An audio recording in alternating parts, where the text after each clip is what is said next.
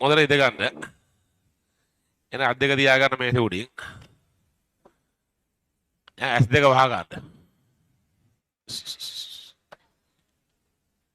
ඇස් දෙක වහගෙන එළියේ තියෙන සියලුම දේවල් අහන එක නවත්තලා ඔයාගේ ඇඟ ඇතුලේ ශබ්ද ටික අහන්න try කරන්න.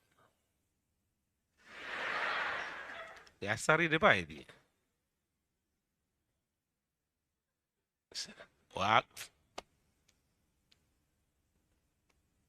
ඔයාට මේ වෙලාව හිතෙන දේවල් මොනවද? මට කියන්න එපා. ඔයා බලන්න. ඔයාට හිතෙන්නේ මොනවද?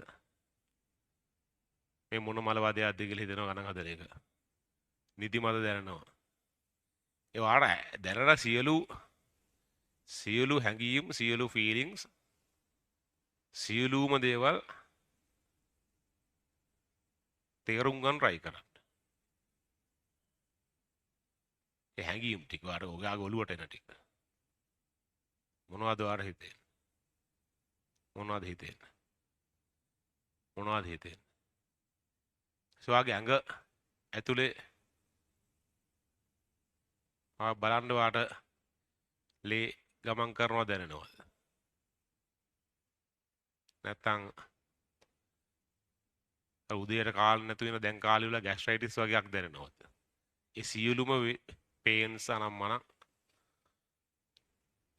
ඒ වගේ බොඩි එකේ ඇතුලේ වාට දැනෙන දේවල් බලන්න. එළියේ ශබ්ද මුකුත් අහන්න එපා. වාට දැනෙන හැඟීම් සහ වාට දැනෙන වේදනාවන් කියමුකෝ අපි එකට.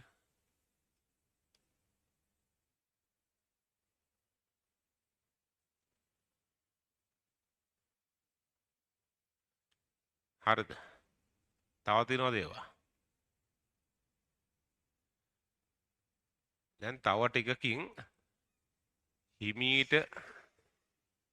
හිමීට ඇස්සරලා ඔය ඉන්න තැනට තියෙන සම්බන්ධය කියලා ඉඳන් ඉන්න විදිහ ඔයාගේ ඇඟ ඔය බංකුවත් එක්ක බැඳිලා ටච් වෙලා තියෙන විදිහ වටා පිටා බලන්න එපා. වටා පිටා කිසිම දෙයක් බලන්න එපා. ඔයා එළියේ පරසරට ටච් වෙන විදිහ බලන්න. හරි? දැන් ඇස්සරලා බලන්න ඒක.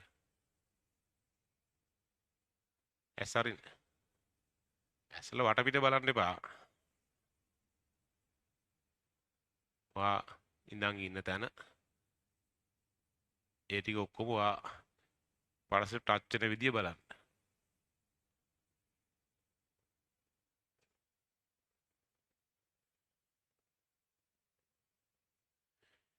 දැන් හිමීට වටේ බලන්න. වටේම වාට පේන දේවල් බිත්ති ඉස්සරහා වටේම හිමීට බොහෝම හිමීට ඔළුව කරකවලා වටේම බලන්න එකේ හැම දෙයක්ම නෝටිස් කරමින් බලන්න. බීම් වැටලා තියෙනවා නම් කොලයක් වාට පේනවා නම් කොලයක් වැටලා තියෙනවා. ඒ කොලේ මොකක්ද හෑන්ඩ් බිල් එකක් නම් මොකක්ද ඒකේ පාට. ඒක මොකක් කරා ටෙක්ස්ට් එකක් පේනවා නම් ඒ වචන ටික මොනවද? ඒ වගේ සියලුම දේවල් නෝටිස් කරන්න. සමහරවා උදේ වරුව මොතන ඉඳන් හිටියා. මෙච්චරලා දැක්ක නැති මොන හරි දකින්නත් පුළුවන්. ඉන් ඩීටේල් වටේ බලන්න. වටේම බලන්න. අංශක 180ක් වගේ ඔළුව කරකවන්න පුළුවන් නේ. ගෑන් ළමයට 360ක් පුළුවන්.